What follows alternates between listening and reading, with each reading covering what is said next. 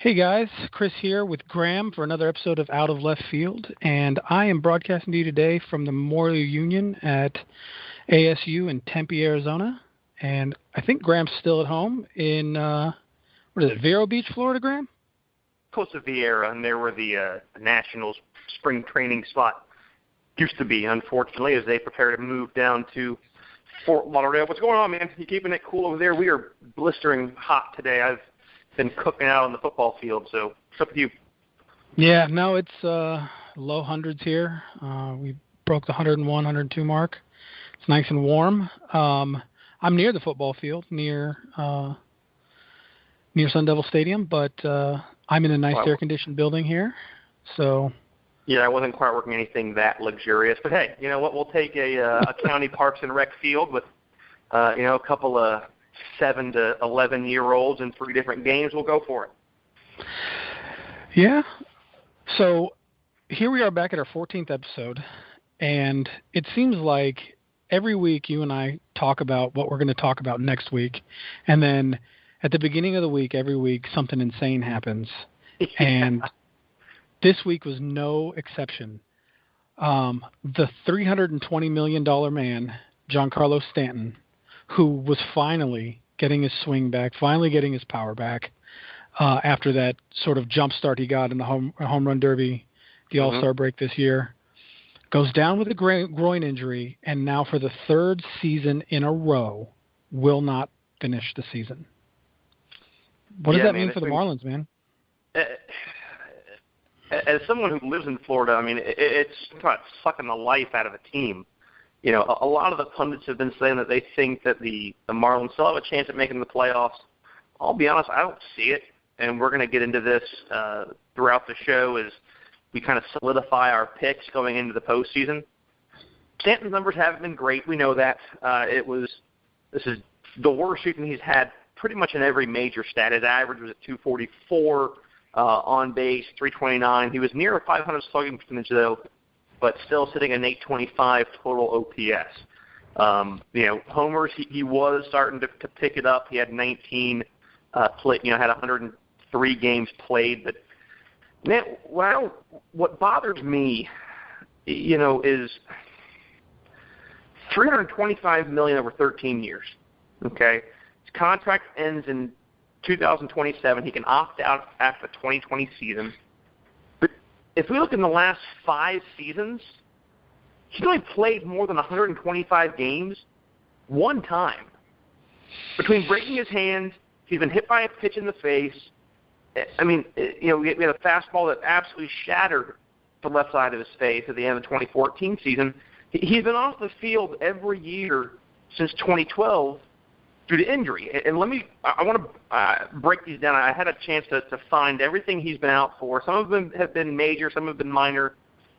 This is what I think, but let me show you first. 2012, missed less than a month due to arthroscopic knee surgery on his right knee. 2013, missed a little over a month, strained right hamstring. 2014, missed the last few weeks of the season after he got hit in the face with the pitch. Didn't go to the DL because he was on the expanded rosters, but that was, let's be honest, that's probably one of the most devastating injuries that we have seen in recent memory in the big leagues. 2015, Definitely. He missed the rest of the season in June after he fractured a bone in his hand due to a hard swing. And the worst thing is, I went to the game, the game that his first game out was Kershaw was pitching, and I was there. So I'm thinking, man, what's going to be good to see Clayton Kershaw, see Giancarlo Stanton, and all of a sudden, no Stanton. And yet somehow the Marlins won that game. And then this year, he's got a grade 3 groin strain. He's out. So we see a lot of issues. None of them seem to be recurring, so it's not like it's a chronic thing in the same spot. But, I mean, my God, man, at some point, you got to eat what you paid him, but are they really going to get a return on the investment? Yeah. They definitely do, and it's no minor investment. I mean, it's a huge amount of money that they're paying Giancarlo Stanton, and it seems like every single year, it doesn't seem like it is, every single year, there's a reason why he can't fulfill his end of that bargain. And here's where I see the problem for the Marlins going forward. As of the day that they announced he wouldn't be continuing, which was last Sunday, the first game that they played without him. The Marlins were sitting at 96 home runs for the team on the season. Giancarlo Stanton had 25 of those. First in home runs, first in walks. According to ESPN, he hits the ball hard 19% of the time. That's second on his team. On a team that is a pretty hard-hitting team as far as singles go anyway, and was second on the team now with an OPS of 826 after he sort of boosted himself out of the funk. Now, do something for the listeners here, because I'm not sure. I've heard this stat twice, but can you break down for the listeners what is considered, because let's be honest, Giancarlo Stanton, the guy hits, mile-long home runs, it seems, but what is defined as the statistic of hitting a ball hard? So when you talk about hitting a ball hard, which the Marlins as a team rank 19 in, anytime you have a ball that is hit into a gap that makes a player able to take an extra base, that's considered a hard hit, right? So 19% of the time, Giancarlo Stanton is going to hit a ball hard enough, not necessarily that he's going to be able to make extra bases out of it, but it's going to go into a place where there are no defenders. It's going to cut through gaps. It's going to hit the wall. It's going to go out of the ballpark. Even if it goes out of the ballpark foul, but it goes 400 feet, that's a hard swing. I'd say so. What they do is they look at how hard the ball leaves the surface of the bat, how fast it's traveling, how far it goes, exit velocity, and that a lot of those things that you've seen on like the Amazon Web Services, the MLB breakdowns, and that kind of stuff. They're looking at how fast the ball is leaving the bat, how far it's traveling, the elevation. Is it on a rope? Is it a big arc? That kind of thing. Right, and okay, you can tell from a guy who has a hard hit rate, quote unquote, of 19%, that the guy's not hitting pop flies out of the field. This guy is hitting 504-foot line drive home runs, which is what we saw. I mean, that was his last 500-foot home run was 504 feet on a frozen rope. I mean, it left the field in a hurry. And his OPS, like I said, OPS at 826, which is, again, for those of you who may not have heard my explanation of OPS, OPS is simply his on-base percentage plus his slugging percentage added together. It's on-base plus slugging. Right. And slugging basically is, normally it's less than one, but it's the idea of how many bases. Is it per swing or is it per plate appearance? So let's say, for bases example, per swing. So you take a single, and that's times one. A double is times two. A triples times three, home runs times four, right. And you multiply all those out. That's how many bases he is expected to get per swing. Okay, and then obviously OPS is walks, hit by pitch. Any way that a batter runner can reach base safely goes into their OPS. So right. Here's the thing, though. This is where I think that they're going to hurt the most is. He turned a corner in July, right? I mean, you saw that. You live down there. You watch him play. His strikeout rate dropped 7%. His OPS was 937 at that time since July. That's monstrous, right? Yeah. And now he's gone. And it is, man. I mean, and we talked about this, and I think what worries me on this whole thing is, he came back in 2015 and, still missed a good chunk of the season because of that hand injury. He missed a little bit over half of it, but still was at a 265 average. He'd hit 27 home runs in 74 games. He'd driven in 67 runs, which is, a little bit below his average. It's actually one of the lowest that he's driven in, but also the fewest number of games that he's played.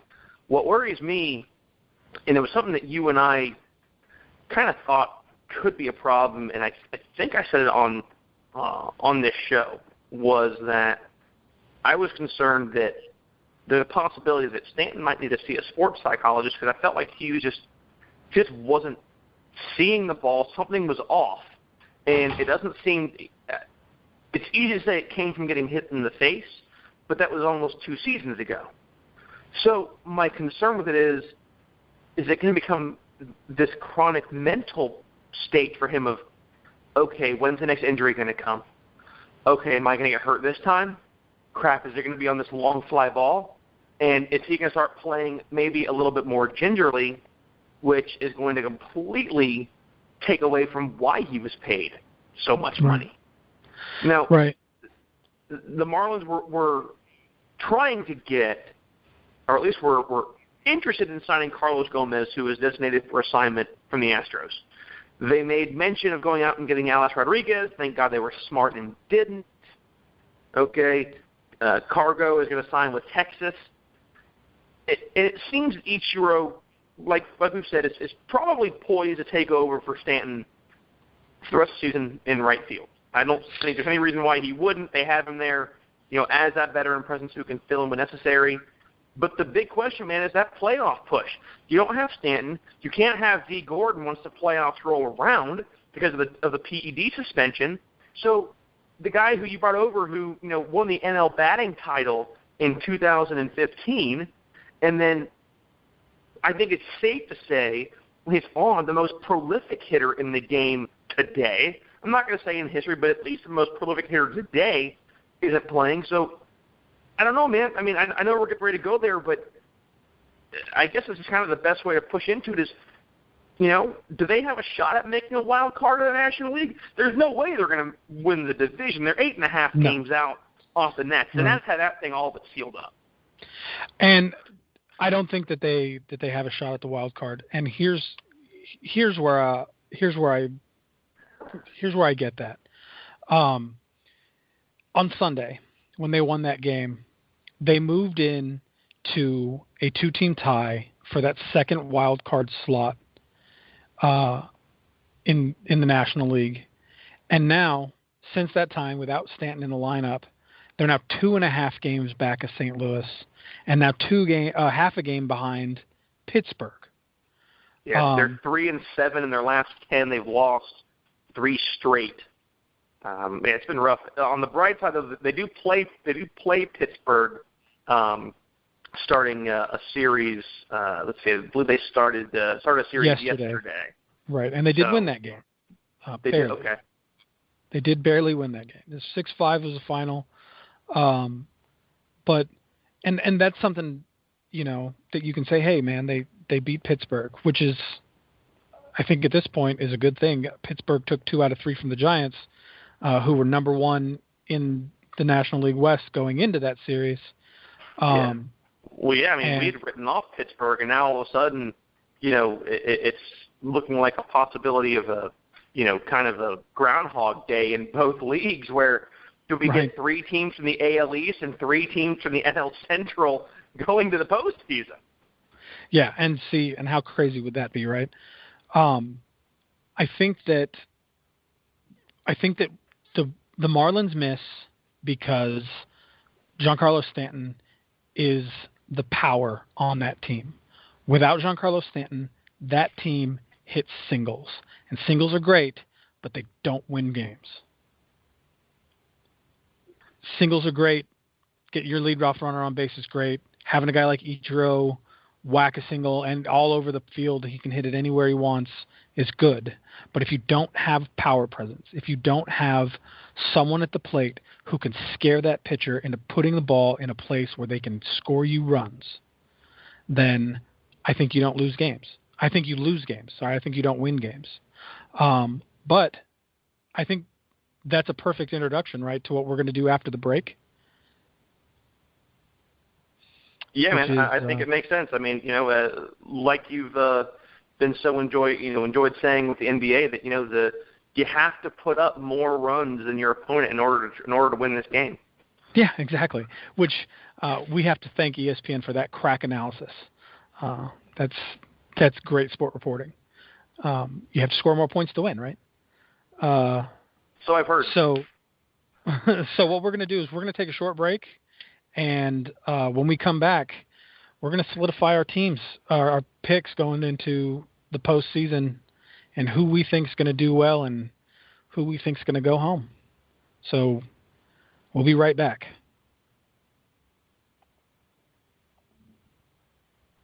Hey guys, Graham here from Out of Left Field. I want to remind you, Out of Left Field is a part of the Grueling Truth Network. Head over to gruelingtruth.net to stay up to date with where your college football team ranks this year, as Sean and Ryan McCormick break down each week's action on the Mac and Mac Show.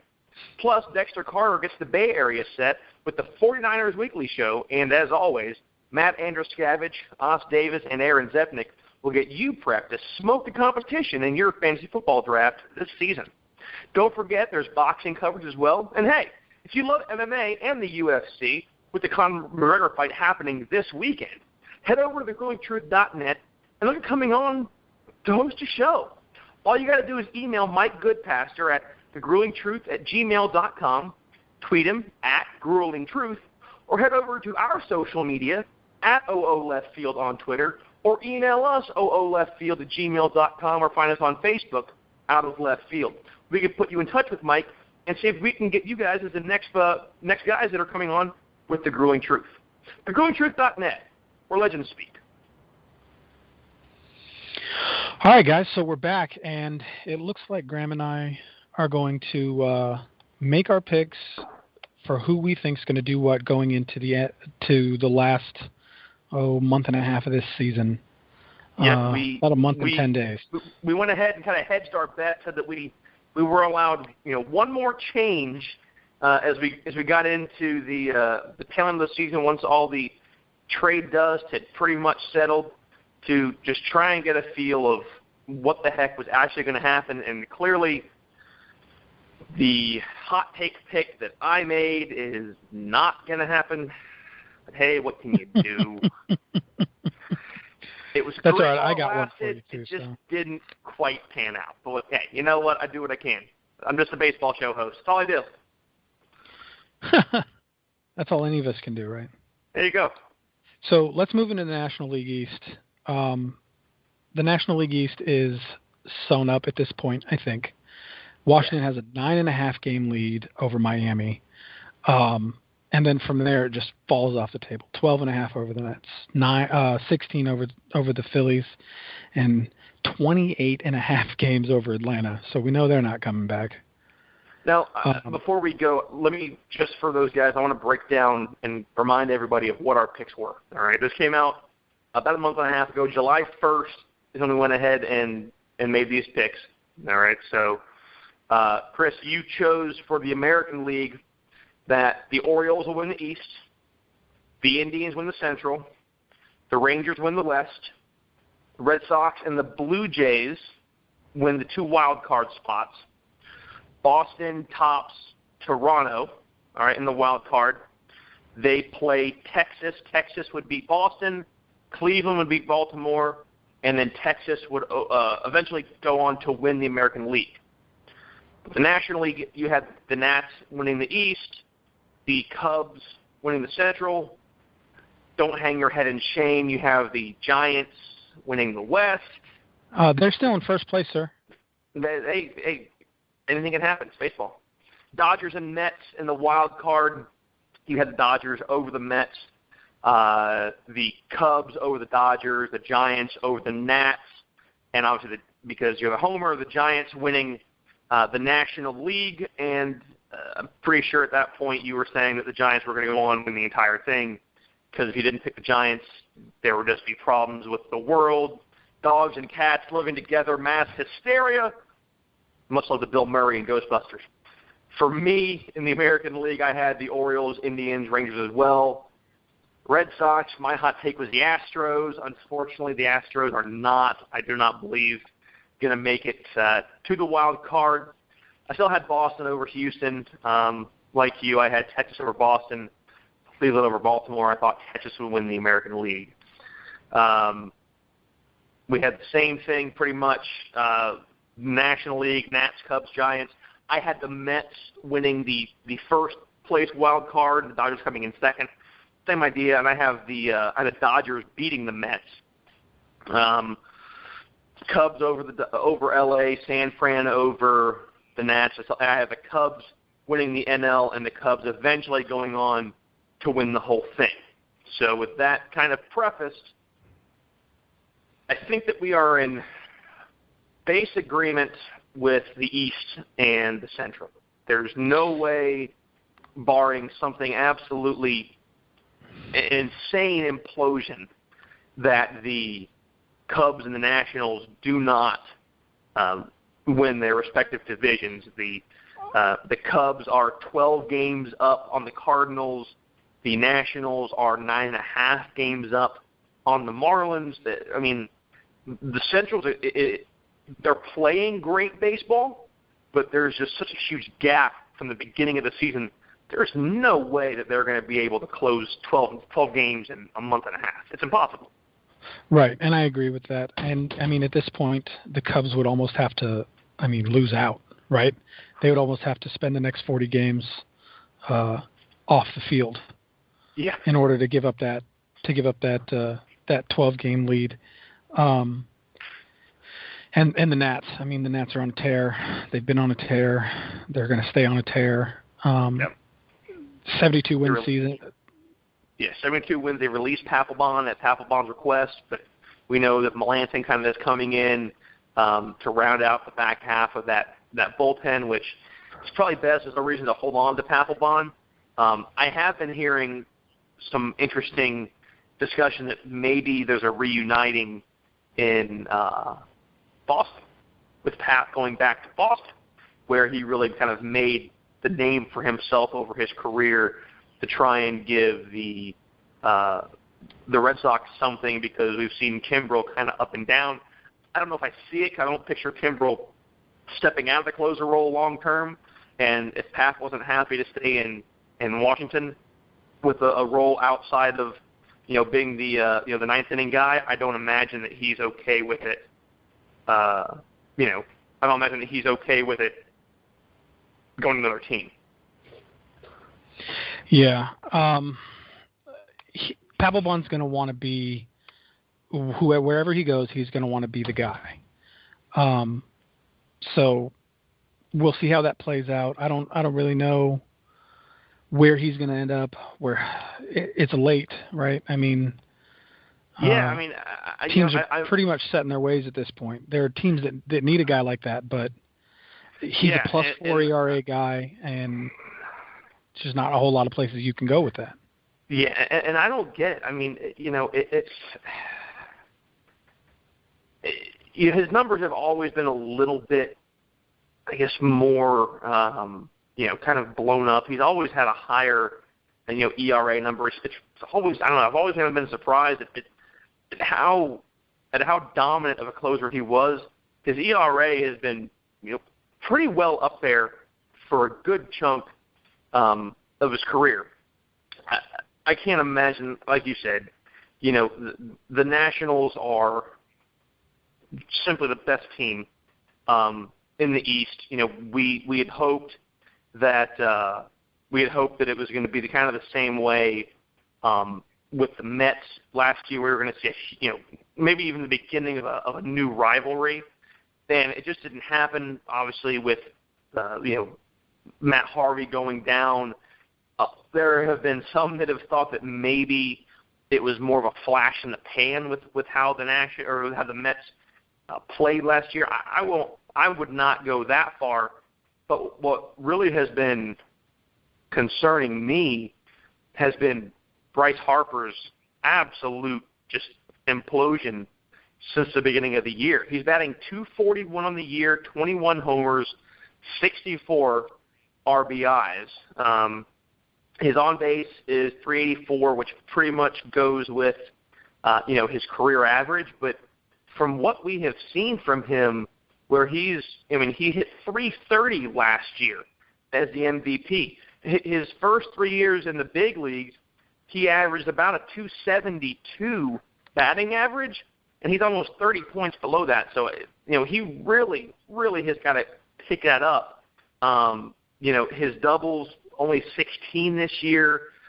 His homers are kind of right in line with where he has been, but man, his production worries me long term. I think that with how the rest of the National League has been playing, especially out west, whether the Dodgers or the Giants end up winning the NL West, I still think that the Nats have the easiest possible opportunity to make it to the NLCS. Do you disagree? No, I don't. I think that right now, the way both the Dodgers and the Giants are playing, they are all over the place as far as how they're hitting, how they're pitching. Of course, we're seeing just a complete nosedive in the ability to get out of an inning for the Giants. So I think Washington obviously is the second best team in the National League. And even then, we're talking about the second best team in the National League when the best team in the National League is also the best team in Major League Baseball at this point. So while I don't completely disagree with you, while I don't completely agree that they're necessarily going to make it, I think that there's a strong case for that. Absolutely. There are some flashes of life in the West right now, so I'd like to see how that pans out. But I think you have a pretty strong case. In the interest of full disclosure, folks, okay, I got a text from Mr. Furry a couple of days ago, and it simply stated, no more Giants for me. So, of course, I'm trying to understand what in the world he's talking about. So I asked why. He said, 9-21 since the break, and I've watched every game. It's obviously me. Mike Greenberg, if he listened to our show, which Greeny should, at OO Left Field on Twitter, Out of Left Field on Facebook, and you can email us, ooleftfield@gmail.com, would be rolling his eyes and just absolutely probably throwing something across the room and casting you off never again, because you sound like his co-host Mike Golick, who believes in the superstition that it must be the guy who is watching the game from the comfort of his living room affecting the outcome of what is happening between the lines. Listen, Greeny can rail and fight against the idea of the curse all he wants, but the fact is he curses teams. It's his fault that the Jets don't play well. It's my fault that the Giants haven't been playing well. I know it. I accept it. I'm zen about it. So you're watching Giants game. You're calling out Mike Greenberg as being as he says, he is the kiss of death, but the curse doesn't exist. So you're saying that he's trying to speak out of both sides of his mouth. Yes, I think he is. I love him to death. He's a great host, but you either are or you aren't, and I think it's pretty clear that every time Greeny turns on the TV, the Jets lose. To be fair, you told me 2 days ago that you weren't going to watch any games. Now, I cannot verify the veracity of that comment. The Giants have won 2 in a row. Granted, yes. They're 4-6 in their last 10. They're half game up on the Dodgers, but they have won 2 in a row. Now, I will, in the interest of full disclosure, I will say this, that I have watched the 7th, 8th, and 9th inning of both of those games. So you have watched the part of the game where the Giants tend to play the worst. No, the Giants tend to play the worst between innings 4 and 6. I figured if I could get them, if I could, hey, sometimes depending on who's pitching, their worst play is innings 2, 3, and 4. But I've decided to ignore them for the first full 6 innings of the game. Check in on them since they're at home. Check in on them at the bottom of the 7th. See how they're doing, and both times I've been pleasantly surprised. And like I said, the bats are coming alive. The hits are pouring out, and finally hits with runners in scoring position. getting guys across the plate is finally starting to happen. And that's where they have been abysmal. So, Christopher, who wins the National League West? San Francisco wins the National League West, and here's why. By how many games? Game and a half. Okay. And here's why. They're having issues pitching. Yes. But Matt Cain just went on a 15-day DL. They did not replace him in the starting rotation. They're going to go to a 4-guy rotation, and they brought up another reliever. They put another reliever in the bullpen, strong arm, and they're going to run Mad Bum, Cueto, Samardzija, excuse me, and more, and that's going to be how they finish this season out. Kane's on the 15-day DL, but I don't see him coming back before the postseason. I would be surprised if they even make him active on the postseason roster, to be honest with you.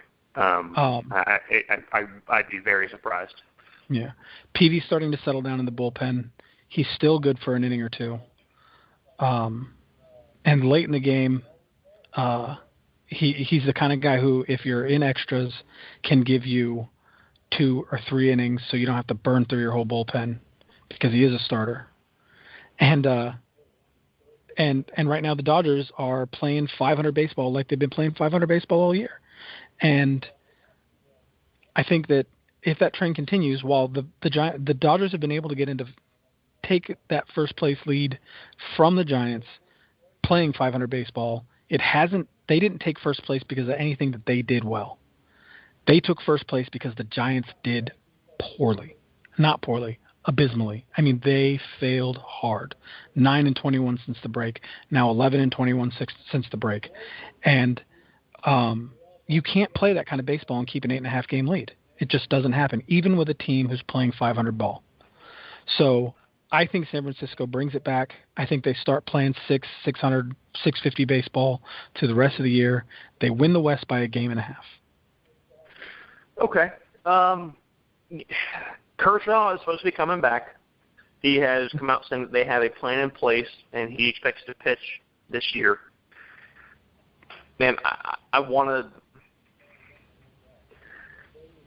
will go ahead and agree. I think the Giants win the West just because, A, it's obviously an even year, but the Dodgers have it's hard to say that one team has been more inconsistent when, I mean, we've seen, just how poor that the Giants have played, but they have better pitching.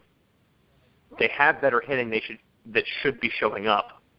And I think, like we said last show when we started doing our picks a couple of months ago, similar to the Red Sox, is bats should not be staying cold forever. So, there's definitely going to be a possibility they put up 8 runs on the Mets. They smacked Jacob deGrom around. So we're still in agreement with what we had originally: Nationals, Cubs, Giants. So the question now becomes the wild card. I am definitely putting the Dodgers in the wild card, and with the way that the Cardinals have been coming back, and I have said for a long time, the Cardinals to me are the San Antonio Spurs of the big leagues. Right now, the Cards are 2 games up on the Pirates anyway. I really don't picture Pittsburgh making a run, and I have a hard time thinking that, like we said, Miami, I just don't see it happening. And they're the 2 closest teams. After that, the Mets are 5.5 out. So I'm going with the Dodgers and the Cardinals in the wild card, man. How about you? I completely agree. I think the Dodgers and the Cardinals go to the wild card. And I think the Cardinals win that game. I think they win that wild card game. Really? I do. Unless Clayton Kershaw comes back and pitches the way he did in the first half of this season and pitches that game, the Cardinals beat the Dodgers based solely on the fact that they can score runs, and they can definitely score runs against the Dodgers. I just don't see. I just don't see the Dodgers being able to pick it up for that game in any way unless you have a guy out there who can shut down those bats. I hate to say it, guys, because it's not exciting radio, but I have a hard time not agreeing. The Dodgers have been so hot and cold. You never really know what team you're going to get. From one game to the next. They're holding in place. Obviously, it kind of helps when the Diamondbacks are another one of the teams that are in your division. And let's say the NL West really when you're playing the Diamondbacks and the Rockies.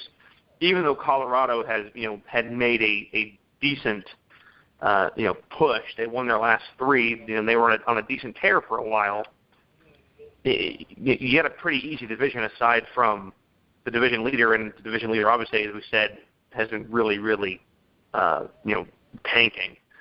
So that would make the Cardinals and the Cubs head-to-head, which would be a fantastic division series matchup, and the Nationals and the Giants. So out of the Cubs and the Cardinals, who you got?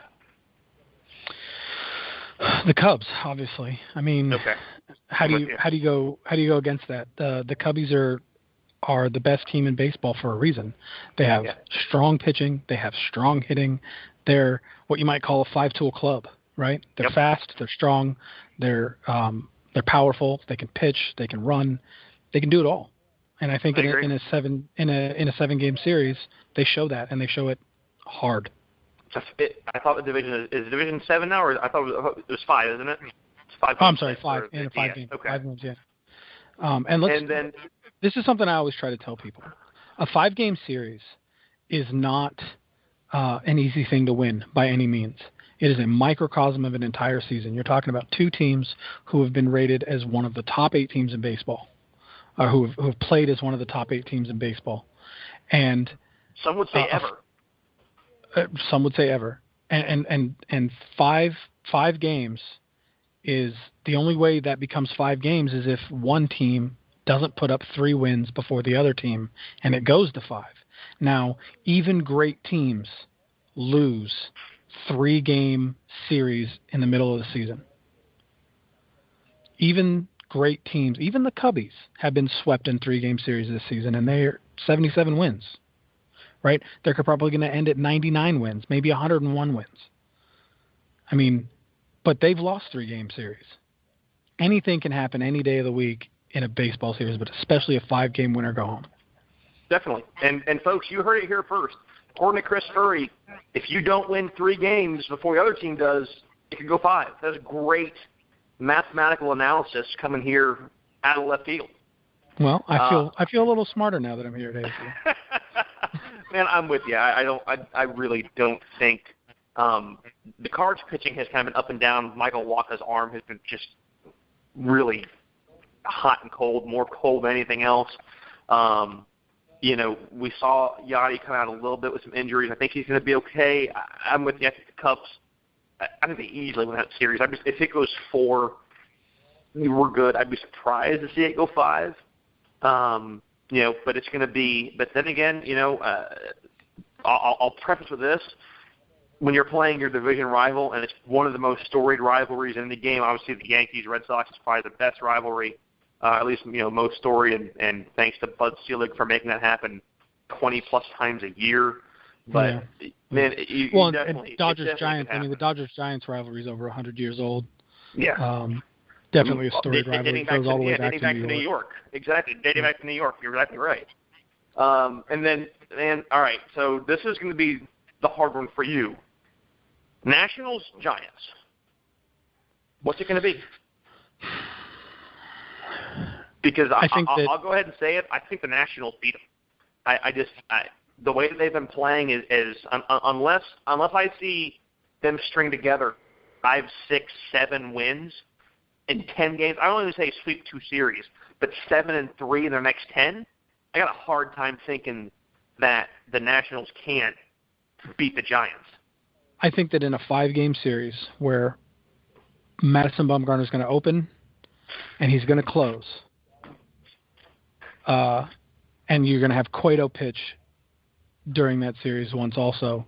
You're going to get 2 starts out of Madison Bumgarner in a 5-game series. You're going to get 1 out of Cueto. I think they take 3 games out of 5. I think it'll go to 5, but I think they take 3 of them. Okay, so I think that Madison Bumgarner. Win. Yes, I think the Giants are going to win. I think that Madison Bumgarner and Johnny Cueto, especially when you factor in, and I know it doesn't mean anything. I know nothing means anything from the past, but when you factor in the kind of postseason starts that Madison Bumgarner has put together in his career, one of the best postseason pitchers in the history of baseball, probably the best postseason left-hander ever to play the game. When you factor that in and you look at the fact that he's going to pitch 2 times in that series, if it goes to 5, I think they win. I think they have a better shot at winning. But you still have Max Scherzer as well, and Scherzer has been one of the most dominant pitchers as well in the National League. So you have, 2 of the most dominant guys who likely are going to be going head-to-head twice. And the issue has been bats, man. The Giants' bats have not been – they haven't been putting wood to leather. It just hasn't been happening. Mad Bum rarely ever gets rattled, but, Cueto kind of tapered off a little bit.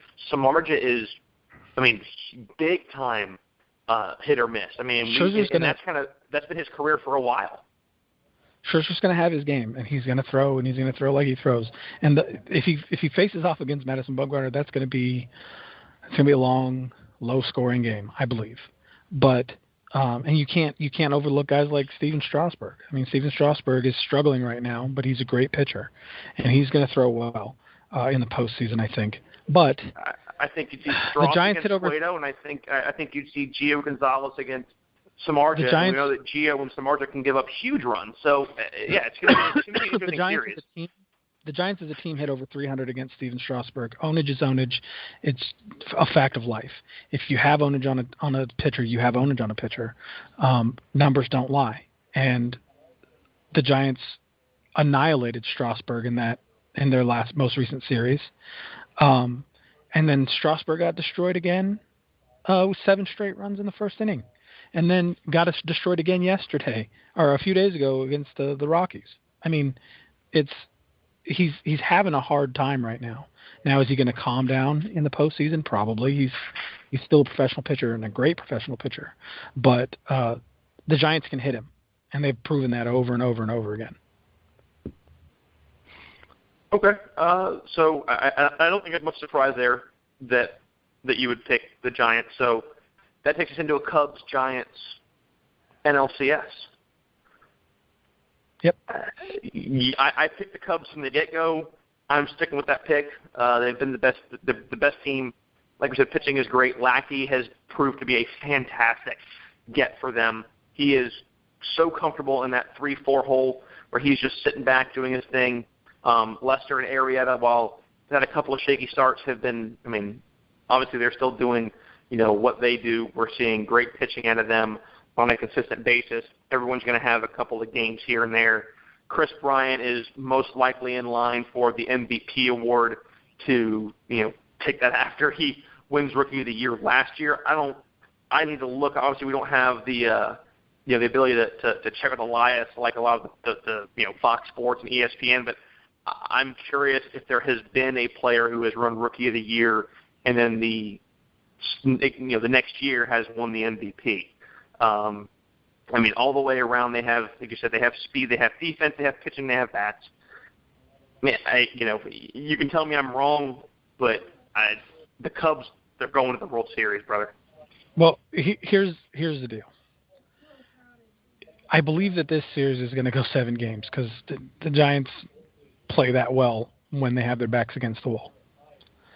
But going into the 7th game, the Cubs bus would have to explode in a ball of fire for the Giants to go to the World Series, I think. And we are not advocating that. Bay Area fans, we're not advocating we're to not make advocating. the Cubs buzz go in a ball of flame. That is not what we're saying here.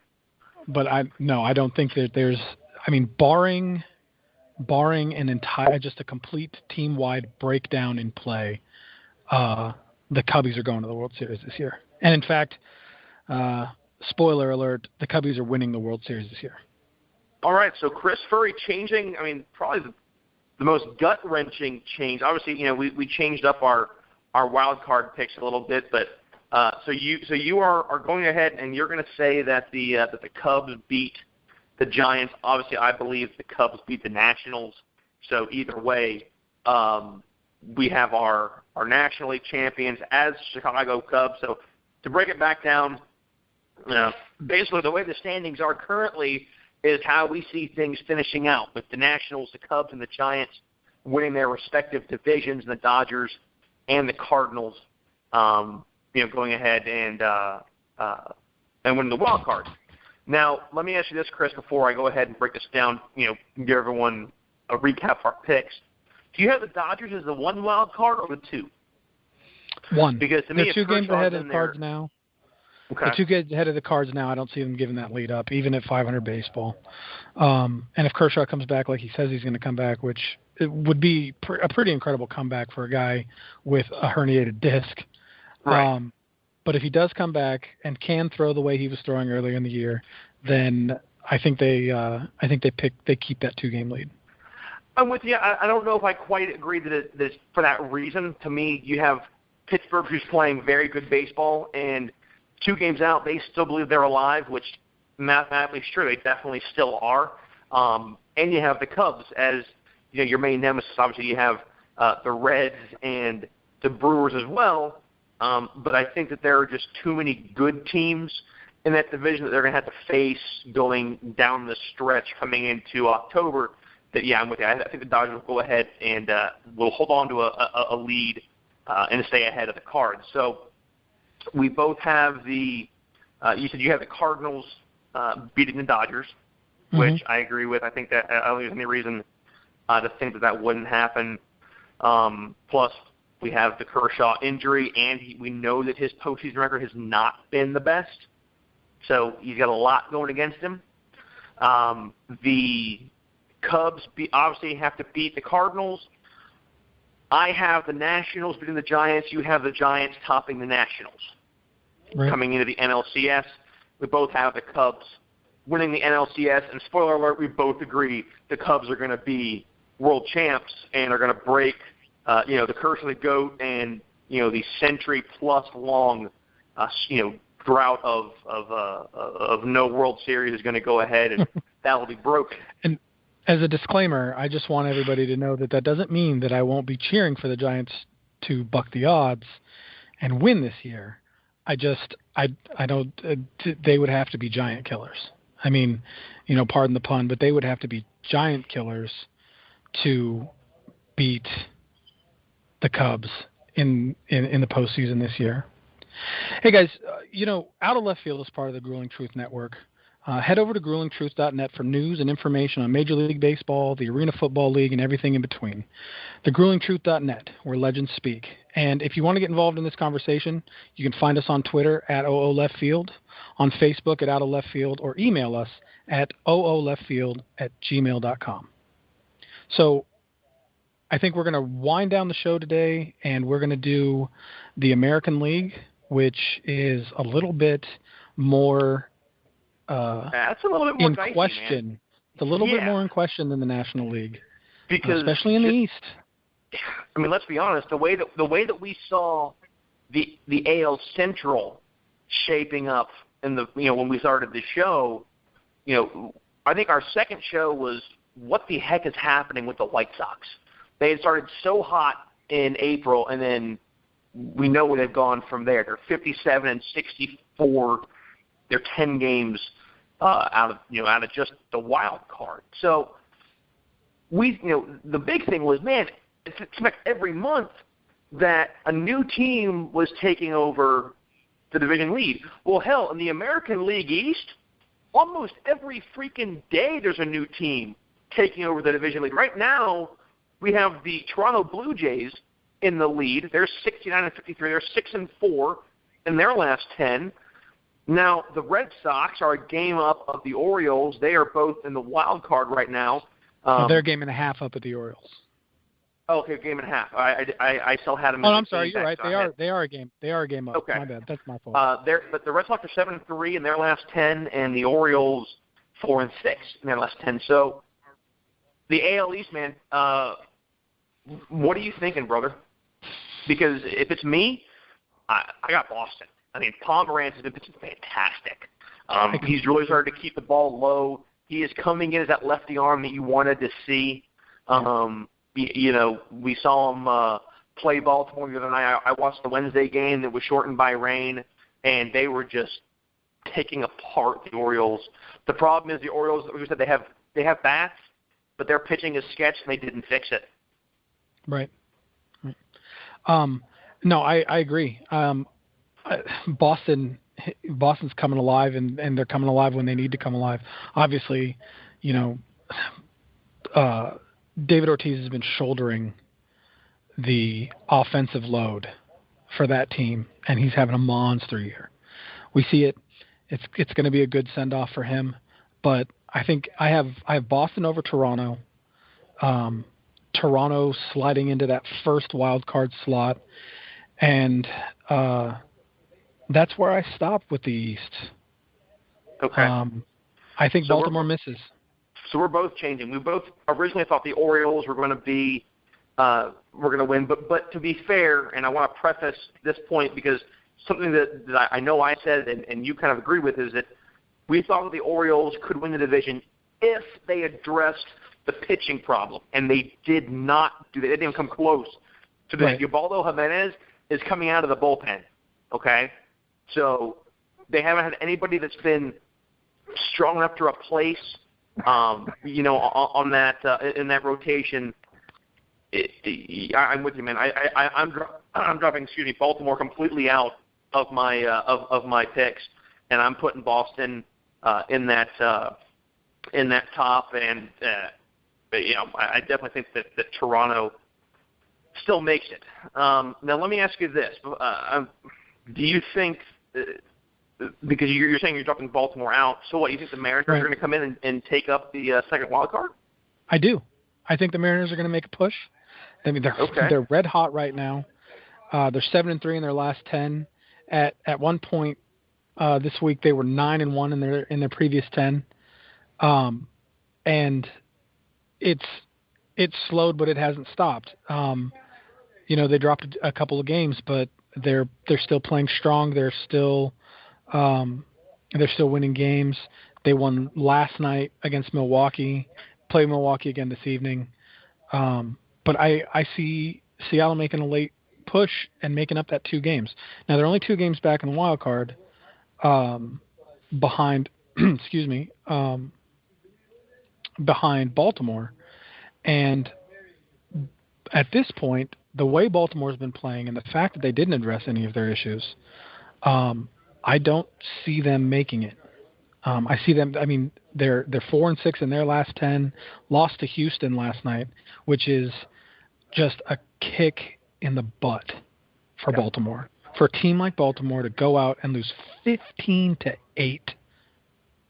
to Houston Astros, who are third. Yeah, and the Astros who are playing just at fallen off. They're 2 games. They're 2 games above 500, and they go out and just annihilate Baltimore. And that's where you. The crazy thing is the Yankees are actually a half game better than the Astros. Right, exactly. And we know the Yankees are going to miss, right? So, I think Baltimore misses. I think they continue their slide, and I think Seattle moves right into that second wild card slot. And I'd be honest with you, I'd love to see it happen. I really would. I disagree.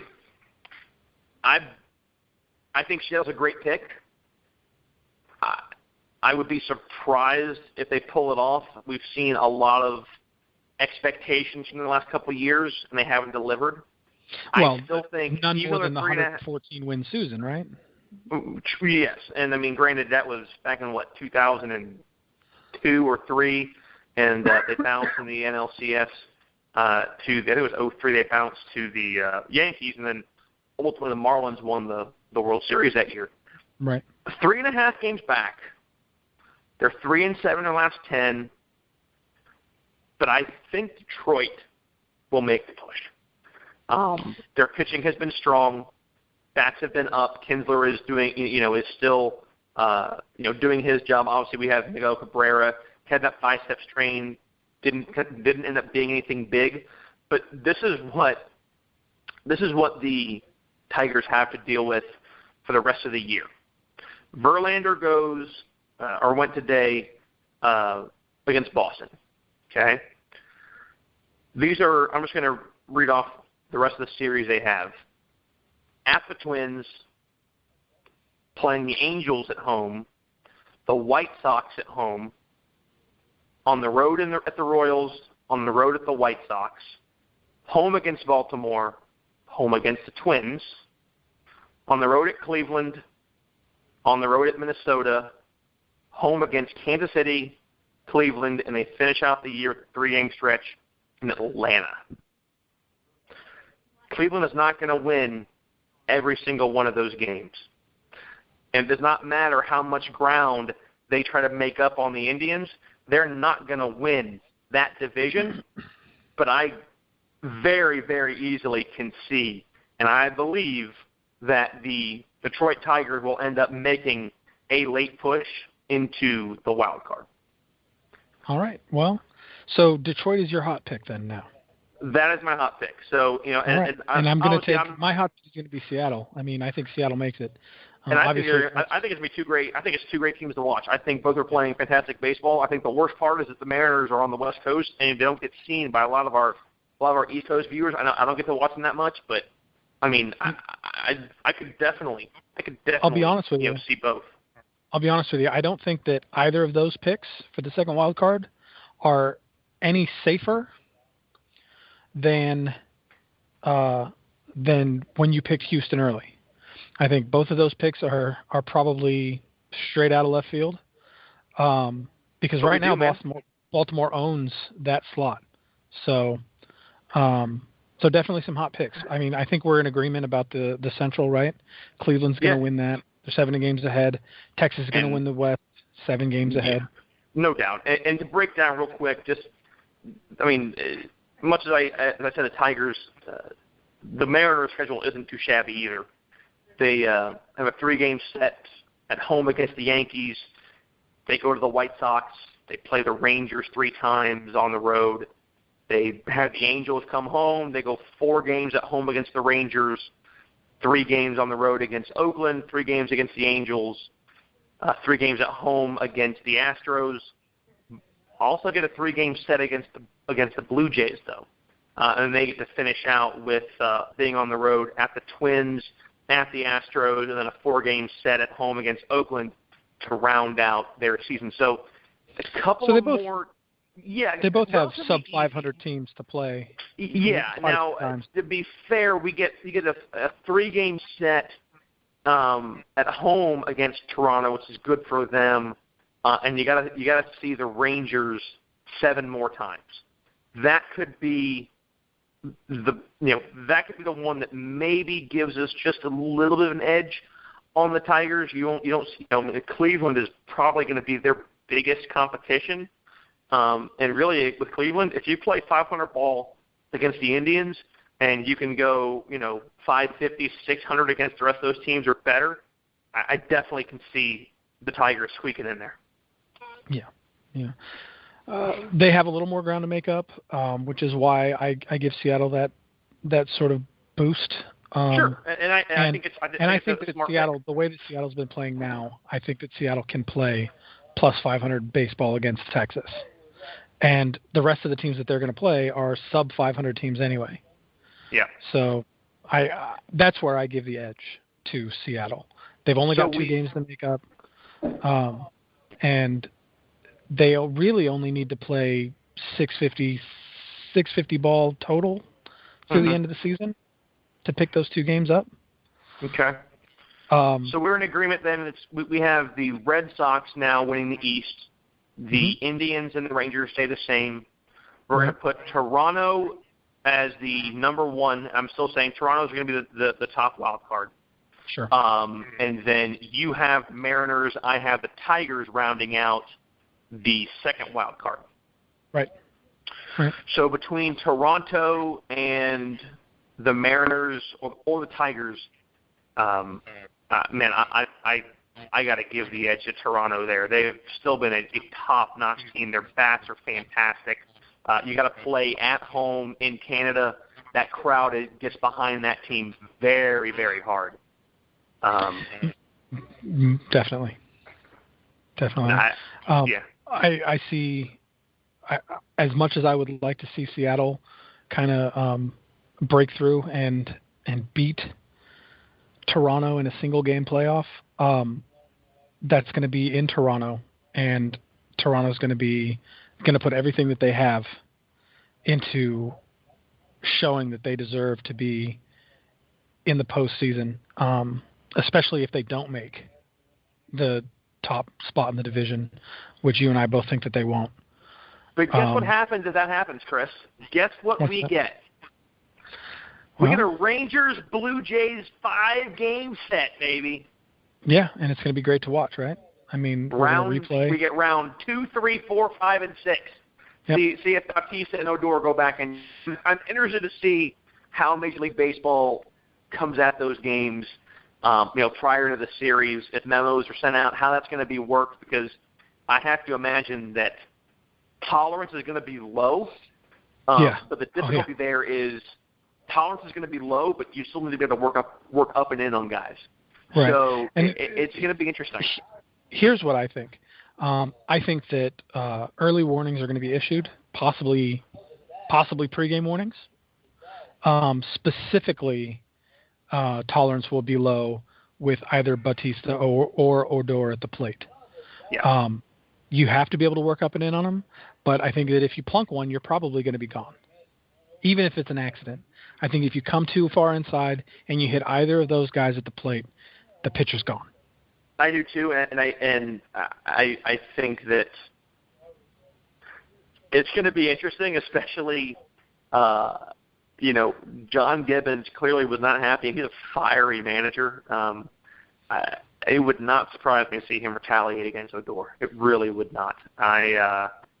Depending on the game situation, it'll be interesting. Because obviously, as we said, you can eject without warnings. So yeah, it's going to be that's going to be a fun one, no matter what. So that's going to put. So then we have Boston and Cleveland. But I do have one. Each other. I have one thing though. If it does happen, if there is a retaliation against Odor, I hope that Toronto has the class to do it in Game 1, right, and not wait until his last at bat of Game 5. That was a classless move, obviously, by Texas early in the year. I would like to see if Toronto's going to have a retaliation, which you punch a guy in the mouth, you got to expect to get hit, right? Yeah, nobody likes it, but it's probably going to happen. But I'd like to see it happen in his first or second at bat of the series.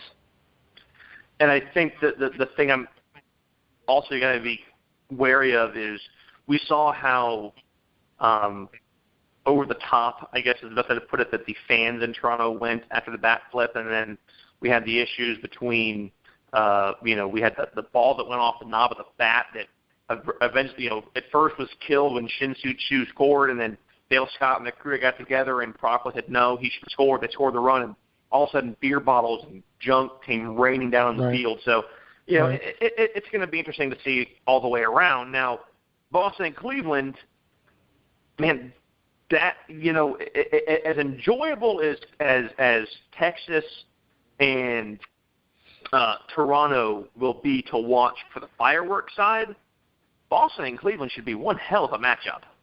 Yeah, and it's going to be fun to watch. I mean, they're heavyweights, right? Both of them. Yeah. But I give the edge to Boston. Really? Okay. I do. Boston and Cleveland are almost a wash. I mean, they're 2 wins separates them. Cleveland has a better win percentage based on the fact that they've played a few less games. Right. but a game less than Boston has. 121 Unfortunately for 120. right, unfortunately for Boston, that one game is a loss. So, but realistically, win percentage and how they play games, those two teams are awash with each other. So this is going to be like, Tyson and Holyfield standing in the middle of the ring slugging it out. Yeah. I think for 5 games. And it's probably going to go back and forth. Yeah, I think it's going to be a great beautiful series to watch. Yeah, it's going to be a great series to watch. Well, think about this, because then you also have Terry Francona, who broke the curse in Boston, and then brings, for all fairness sake, 3 championships. Granted, John Farrell, won the John Farrell won the championship after, I think it was the 11th season when we had the Boston Marathon bombing, but a lot of that's a team that Tito helped put together, and now Tito's going to Cleveland, where, man, why are you going to go to Cleveland? And, well, look where they are. Exactly. But I'm with you, man. Exactly. There is way too many threats in that Boston lineup, and as I said, the way that Pomeranz is pitching, you have to expect that Porcello is going to keep doing well. See what Price is going to do. I agree with you. I think Boston will end up edging them, but let's not forget that they have a designated hitter who is playing for a legacy. I mean, he has one in that city. He has one in Major League Baseball. Even with the questions surrounding him and performance-enhancing drugs, I think that David Ortiz goes to the Hall of Fame. But I think that you have a guy who's in his last season, and he's playing to solidify who he is in Boston baseball. Yeah, and as much as I give you grief about the idea of the curse or about superstition, there is. Let's make no bones about it. We have seen in baseball and in other sports what it can mean to have a player who is going out. Let's look at what happened with the Broncos last year in the Super Bowl when Ray Lewis. It was his final Super Bowl, and he was retiring. Guys will play for those guys, and I don't think there's a question that the Red Sox are playing for Poppy, and this is a chance to really solidify themselves as you could really supplant yourselves as a top dynasty in the AL in the last 12 years, and that's the final nail in the coffin for the Yankees, at least for I think for the next several years. So, all right, Val. So that gives us. That's going to get so Boston beats out Cleveland, right? And I think we agree that Texas tops Toronto, right?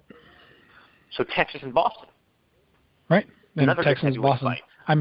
Texas and Boston is going to be epic, but Texas is the best team in the American League, by 3 games. They're the best team. It's their NLCS to lose, and they're going to be fired up. They've missed the World Series a couple of times, painfully. And when they get Josh there, Hamilton years. Yeah, I can remember staring at my TV when David Freese hit the game winner in Game 6, going, they just lost the World Series. There was a game to play. But you could feel the air just get sucked out of the Rangers clubhouse. Yeah. Then when they get to the World Series for the first time in club history, right? When the Rangers? The Rangers when they played. No, the Rangers Giants. made it. Yeah. Well, I think they went 2 years. They went 2 years in a row, and lost. Yeah, they lost. They went to the Cardinals and the Giants. Right. They went in 10 and 11. Yep. Consecutively. Lost to the Giants in 2010, which I think was their first World Series appearance in club history. And it was a heartbreaking loss for them. Obviously, it was a huge thing for the Giants. It was their first World Series win as the San Francisco Giants. Right. And then what was then their 6th World Series win as a club, Right. as a team. And my heart wants to say that Boston is gonna come out there and win, but man, you really just we've seen the bats go cold. At times Boston's pitching gets really, really sketchy, and with the addition of Beltran and the addition of Jonathan Lucroy, man, I'm with you. I have a really, really hard time not seeing the Rangers go to the World Series. And then obviously we've agreed that the Cubs are going to be world champs. Yeah, I think the Rangers go and the Cubs beat them. I did too. I'd be surprised if it goes 6, to be honest with you. I think it'll be 5 and out probably. I think so. I think Hamels potentially wins his first start, depending on how long each series goes. The only hope. Actually, no. I think you're right. I think 5 is probably going to be it. And what's going to happen is, the National League. The National League is the away team, right? They lost home field advantage in the All-Star game this year. Yep. They're going to play the first 2 games in Texas. And 3 in Wrigley. 3 in Wrigley, and I think that the Cubbies are going to win that at home in that 5th game. Yeah. My God. I mean, if they can just take 1 in Texas, if they took 2, I mean, the atmosphere there is going to be insane. As long as Steve Bartman stays in a damn suite and not on anywhere near the field where he can take a foul ball away from anybody in the outfield, I think they'll be okay. Is he allowed in the field during the postseason? Yes, I thought he wasn't allowed in the stadium. I believe he was invited back. Last year, I think he was invited back to try and kind of end all the pain and the anger that there was are 8 or 9 angles. There are 8 or 9 angles that show that ball going over the glove. And that his interference had nothing to do with it. So yeah. I feel bad for that guy taking as much heat as he did when, in reality, that ball was gone anyway. Yep. Lou had really no play on it. But, hey, man, say la baseball. There's your French lesson for the day. So, brother, man, another great show. We have, the Cubs win it. And as always, we will put up our picks again on Twitter at OOLeftField, also on Facebook, Out of Left Field, hosted by Graham and Chris. And guys, we want to thank you all. We finally hit 300 followers on our Facebook page. It is fantastic. We appreciate all the followership and all the support you guys are giving us, all the interaction you're giving. If you're on Twitter, please head over there, follow us there. We're trying to stay as active as we can, and our goal before the season ends is to get you a couple of good interviews with some players in the clubhouse. We are making a push to get in the clubhouse and bring you some stuff as the season winds down. And within the next, hopefully, few months, maybe even this year, man, we're going to have a chance to go to the winter meetings and see if we can get in there and kind of keep you guys apprised of what's going to be coming next season in the big. So, man, another great show. Anything you got before we head out? I know you're over at the campus, and I'm getting ready to probably go out and get some dinner because I am beat from the football field. What else you got, brother?